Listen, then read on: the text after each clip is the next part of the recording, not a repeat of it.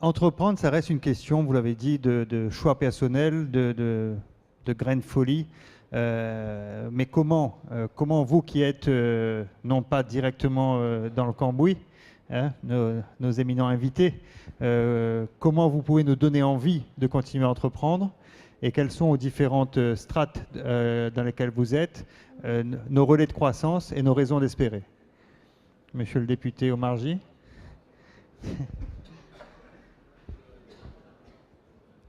Je pense que c'est le mot de conclusion.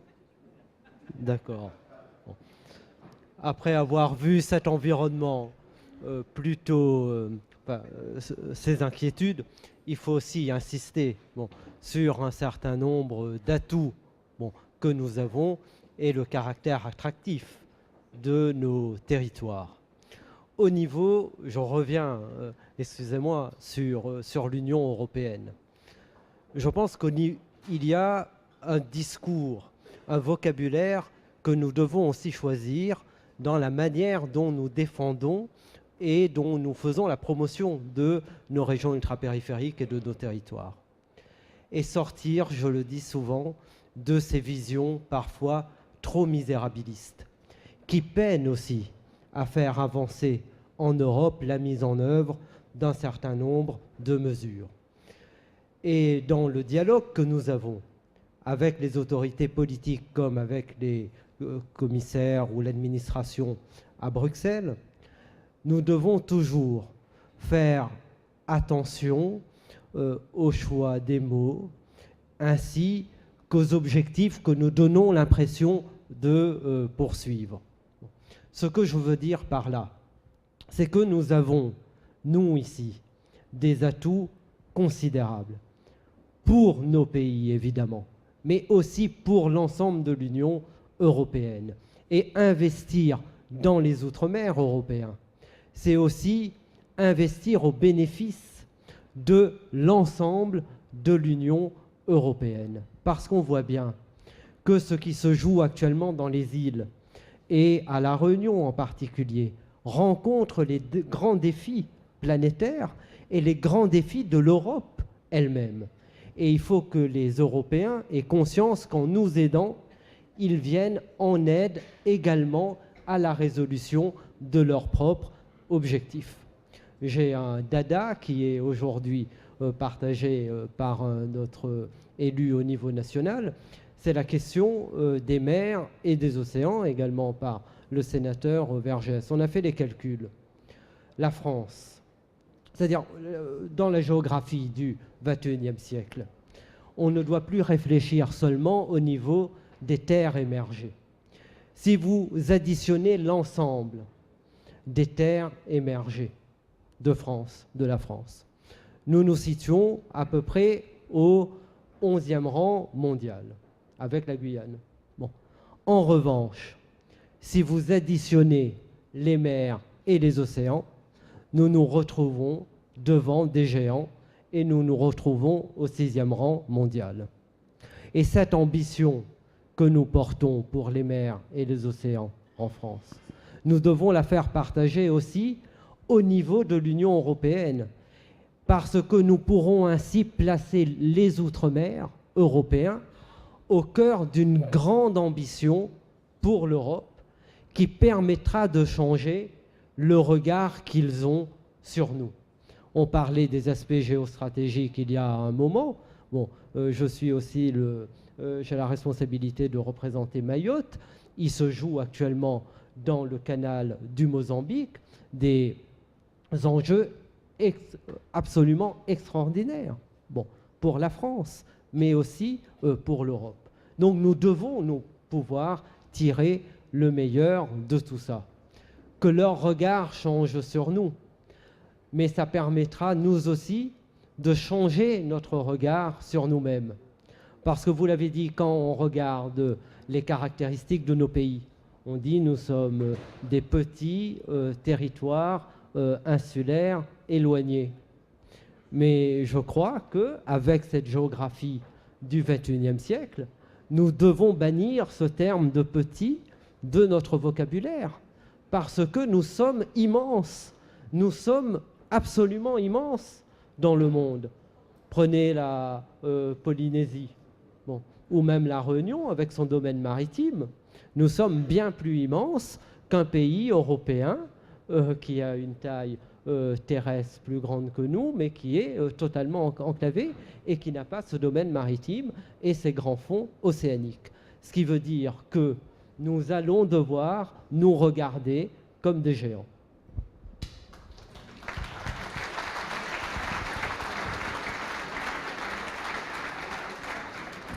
C'est tout à fait conforme à l'ambition de la dire, c'est très bien.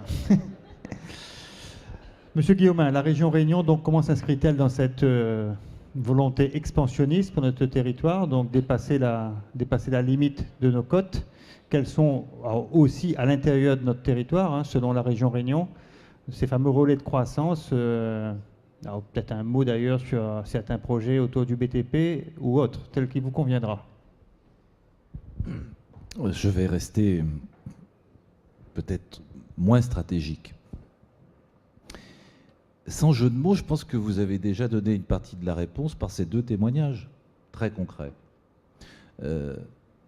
Tout d'abord, quand on parle de relais de croissance, il ne faut pas penser simplement qu'on va changer de secteur économique. Ce n'est pas aussi simple que ça. Ça peut être le cas, bien entendu, mais ce n'est pas certain. Donc je dirais que la première des choses, c'est d'être fort sur son marché. Et je crois que le dirigeant de Cogedal l'a exprimé. On peut rarement partir à l'exportation si on n'a pas une assise locale, une assise de marché local. En tous les cas, le tissu industriel de la Réunion est plutôt composé de ce type d'activité.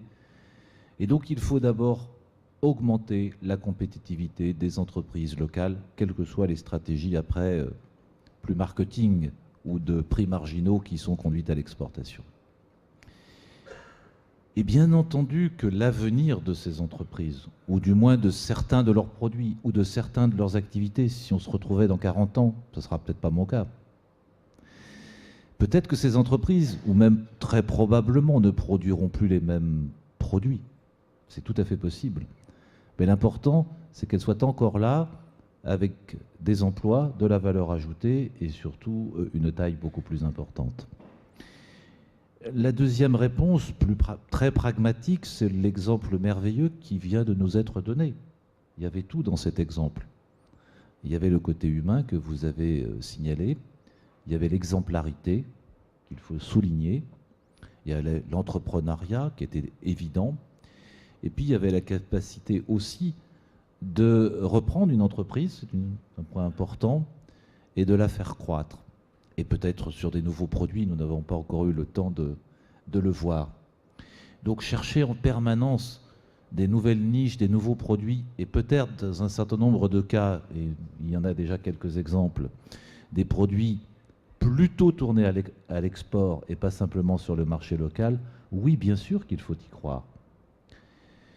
D'une manière plus globale, qui dépasse les entreprises purement industrielles, auxquelles vous connaissez l'attachement du Conseil régional, pas simplement sur l'octroi de mer. Il n'y aura pas de développement de la Réunion, à l'évidence, il n'y a pas de valeur ajoutée créée localement et un tissu industrieux, j'aime bien ce vieux mot, industrieux. Plus globalement, le marché est à prendre, le marché, il n'est pas qu'à la Réunion, il est ailleurs. Et vous connaissez tous, même avec les difficultés énormes qu'il y a, mais qui ne doivent pas rebuter, que l'orientation générale, c'est d'aller à l'international. Vous en avez cité quelques exemples dans votre discours d'ouverture, les récentes initiatives des chefs d'entreprise, avec l'appui des pouvoirs publics sur le Mozambique, territoire lusophone, enclavé dans des territoires anglophones, avec un potentiel de croissance considérable que tout le monde connaît. Il y a d'autres marchés cibles, l'Afrique du Sud, vous le savez, la Chine, même si ça peut paraître immodeste à ce stade, l'avenir de la Réunion, il est vers l'international. Et pas simplement d'ailleurs pour ces entreprises qui produiront, il est aussi à l'international au niveau de la place de la Réunion dans l'Europe et dans le monde. Pensez au merveilleux potentiel de tropicalisation, ce que vous avez dit, mais de recherche agronomique que nous avons en lien avec les entreprises agricoles et avec les organismes de recherche et l'université. J'ai pris cet exemple, j'aurais pu en prendre d'autres en matière de recherche. On doit aussi faire de La Réunion une terre d'attractivité. Je prends un dernier exemple, puisque j'en parlais au député Omar J. Lorsque le SWAC, dont M. de Vimeux a parlé au niveau du Small Business Act, sera réalisé, c'est-à-dire très prochainement, eh bien, nous pourrons être fiers à La Réunion, et je pense que vous pourrez le valoriser, que La Réunion aura la première installation de cette taille au niveau mondial. C'est aussi un facteur d'attractivité. Le deuxième, peut-être, eh bien le deuxième, par cette taille. Donc nous devons aussi travailler, pour terminer, sur ces facteurs d'attractivité qui relèvent parfois de l'initiative ou du soutien public, de telle façon qu'on puisse offrir aux capitaux, aux entreprises, un facteur positif pour venir s'implanter à La Réunion, ou y rester, ou y investir. Monsieur Patrick Guillaumin, merci. Malheureusement, le temps étant compté, on peut prolonger ce débat toute la nuit au moins. En tout cas, en ce qui concerne l'ADIR, nous serons évidemment à vos côtés et en même temps vigilants sur le fait que les orientations, et notamment financières, trouvent à s'exprimer et surtout rapidement, puisque le temps de l'entrepreneuriat est un temps de la rapidité et donc il faudra aller effectivement vite vers le financement d'exportation, financement des investissements. Voilà, puisque vous avez reçu cette responsabilité, la question du partage des responsabilités avec le département et l'État n'est pas le sujet de ce soir. Thierry de Vimeux, un petit mot de la fin si tu le veux bien. Donc, pareil pour l'État, tu reviens de Johannesburg. Comment l'État et quel rôle joue l'État dans cette ambition pour le territoire ? Comment vous faites émerger ces fameux relais de croissance à votre niveau ? Mais je crois que les relais de croissance, ici à La Réunion, ils sont triples. Le premier, c'est que votre activité, l'activité économique, est portée ou est permise par la croissance démographique. Cette île va encore croître. Et nous sommes aujourd'hui 850 000 et nous ne serons plus d'1 million dans 20 ans. Cette croissance démographique est déjà un des fondements de votre dynamisme économique. C'est le premier point. Le deuxième point, c'est qu'il faut continuer à travailler, à creuser pour optimiser l'impact de votre activité sur le marché local. Dans le cadre du HCCP, vous le savez, nous avons ouvert le débat autour de l'agroalimentaire. Pourquoi ? Parce que la puissance publique a un poids très important dans la commande en produits agroalimentaires, par le biais des cantines, enfin ce qu'on appelle de la restauration hors foyer. Là, il y a probablement une marge de progrès à avoir, et c'est le travail que nous avons enclenché ensemble pour voir comment nous pouvons augmenter le taux de pénétration de l'économie réunionnaise, des produits réunionnais, dans cette commande publique particulière. Nous allons, dans les prochaines semaines, ouvrir le HCCP à un troisième sujet, qui est l'innovation. Comment encourager les commanditaires publics, les collectivités, pour passer des marchés innovants.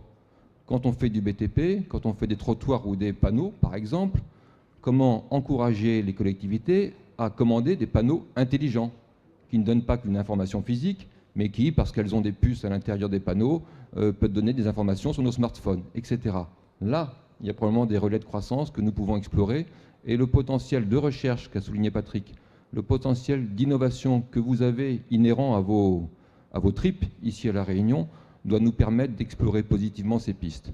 Et puis le troisième sujet, le troisième relais de croissance, c'est bien évidemment l'ouverture internationale ou l'enracinement régional, quels qu'en soient les mots. Et ça, c'est effectivement très important. Comme vous le disiez, je rentre il y a 1 heure, maintenant 2 heures, d'Afrique du Sud, avec une délégation importante de chefs d'entreprise de La Réunion, avec le préfet, mais aussi avec le monde de l'éducation, le conseil régional, il y avait même le parc national. Nous avons eu des échanges très intéressants en Afrique du Sud. Ça m'a d'ailleurs un peu surpris parce que je ne pensais pas qu'on pouvait représenter un tel intérêt pour les Sud-Africains. Mais d'abord, on a été reçus par les plus hautes personnalités de ce pays. je ne parle pas du président de la République, mais quand on a été reçu par des chefs d'entreprise, ça a été par les grands patrons. Nous avons été reçus par le patron de Cérès, qui fait des jus de fruits, enfin le patron de la boîte agroalimentaire qui supervise Cérès, Pioneer Food. Et c'est le grand patron qui s'est déplacé pour venir nous écouter et pour nous dire combien il était intéressé par la Réunion. Nous avons, et Cérès, puisque je vais continuer, Daniel Moreau est en face de moi, on peut déflorer le sujet. Cérès a signé un partenariat avec une entreprise réunionnaise pour produire ces jus de fruits ici à La Réunion pour le marché réunionnais, le marché de Mayotte. Pourquoi? Parce que ces Sud-Africains, ils ne savent pas produire aux normes européennes. Et pour pénétrer un marché réunionnais qui est européen, eh ben, ils ont plutôt décidé de produire ici, en s'appuyant sur les savoir-faire locaux. Une autre illustration, nous avons été reçus par Engen, je ne sais pas si Hervé Mazio est dans la salle, mais nous avons été reçus par Engen, le grand pétrolier présent ici, mais qui est un pétrolier sud-africain. Nous avons été reçus par le grand patron, qui est un Malaisien, puisqu'Engen est une filiale de Petronas. Et avec Engen va valoriser les produits réunionnais dans ses stations-service. Quand vous irez en Afrique du Sud, en vacances, arrêtez-vous prendre de l'essence dans une station Engen, et j'espère que vous verrez dans les présentoirs des chocolats, des confitures, du piment venant de la Réunion. Là aussi, Engen, entreprise qui a le souci d'être ancrée dans le territoire français, ici à La Réunion, mais aussi en Afrique du Sud, accepte de jouer le jeu et d'emmener dans son bagage des petites entreprises réunionnaises. Et puis nous avons rencontré un autre exemple, les grands patrons de CMA-CGM, qui nous ont expliqué leur stratégie mondiale, puisqu'en fait leur point focal, c'est en Afrique du Sud, c'est à Durban. D'ailleurs, à ce propos, pour ceux qui ne connaissent pas Durban, vous verrez que dans la rade de Durban, il y a des bateaux, des centaines de bateaux qui attendent 4 ou 5 jours avant de pouvoir rentrer dans le port. Ce qui donne un avantage comparatif au nôtre, puisqu'au moins on n'attend pas 4 à 5 jours pour rentrer dans le port. Mais ils nous ont expliqué leur stratégie qui est de s'appuyer sur le territoire réunionnais, c'est justement, au-delà de leur propre business, c'est de faciliter l'ouverture au monde de la Réunion. Parce que s'ils viennent ici, il y aura en parallèle le développement de lignes régionales qui profitera à l'économie réunionnaise. Et puis l'effet de masse qui sera généré par les activités de transbordement permettra d'abaisser les coûts du port et probablement de rendre notre port plus compétitif pour notre économie. Donc on voit bien que tout ça intéresse nos partenaires sud-africains. Un autre élément qu'ils nous ont dit, et je vous le livre à la réflexion, nous autres Sud-Africains, nous sommes la locomotive de l'Afrique. Et c'est vrai, ils ont une véritable ambition sur ce sujet. Ils sont présents dans quasiment tous les pays d'Afrique, francophones et anglophones. Oui, mais on a un problème. On ne comprend pas comment fonctionnent les pays africains francophones. Au-delà de la langue qu'ils ne parlent pas, ils ne comprennent pas, ils ont du mal à appréhender les mécanismes de décision dans ces pays qui sont construits sur le modèle français. Et les discussions que nous avons eues avec les ministres, c'était de dire « aidez-nous à mieux comprendre l'Afrique francophone. Aidez-nous, faisons ensemble du business en vous appuyant sur vos savoir-faire pour mieux appréhender l'Afrique. Aidez-nous ensemble, soyons ensemble une locomotive africaine. » C'était très intéressant et alors le point faible qui est apparu dans ces discussions, mais on le sait souvent et vous l'avez dit, c'est notre visibilité internationale. Effectivement, il a fallu d'abord qu'on explique qu'on était la Réunion, c'est-à-dire à côté de Maurice. On est toujours à côté de Maurice. C'est un peu agaçant à la fin et on voit bien que là on a un véritable enjeu de marketing territorial pour que vraiment les valeurs que vous avez construites depuis des dizaines d'années, ces valeurs soient reconnues, s'expriment, soient visibles et permettent de porter cette ambition réunionnaise à l'international. Et juste pour terminer, je reprendrai, l'État est là bien évidemment pour accompagner ces mouvements et je reprendrai, non pas à mon compte, mais je le livre à la réflexion du groupe, de la collectivité, je reprendrai les propos du Premier ministre qui a eu l'occasion de dire à plusieurs reprises « j'aime l'entreprise ». Et cette confiance dans l'entreprise, c'est pour lui permettre d'exprimer ses potentiels tant sur les marchés ou sur les relais de croissance interne qu'à l'international.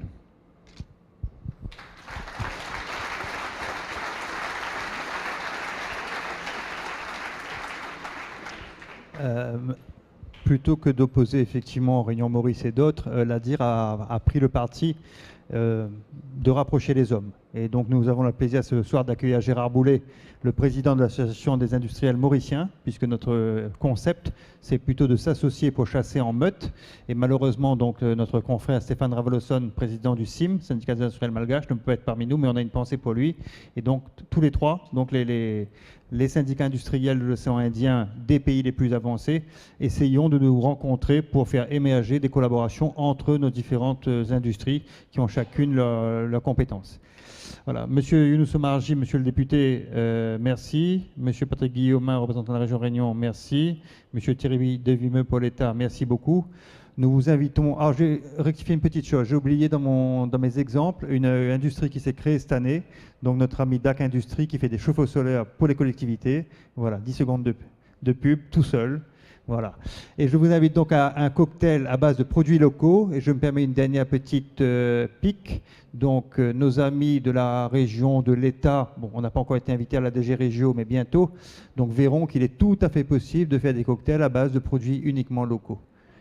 Voilà. C'est la politique des petits pas. Voilà.